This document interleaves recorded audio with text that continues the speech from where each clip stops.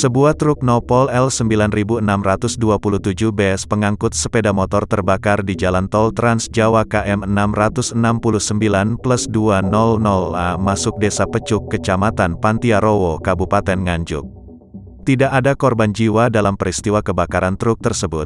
Selasa, tanggal 2 November tahun 2021. Kanit Laka Satlantas Polres Nganjuk, Ibtu Sugino menjelaskan, truk yang berjalan dari arah barat menuju ke timur atau ke kota Surabaya tersebut dikemudikan Didik Hermawan, 39, warga Kelurahan Jambatan Limo Kecamatan Tambora, Jakarta Barat tersebut berjalan biasa di Jalan Trans Jawa.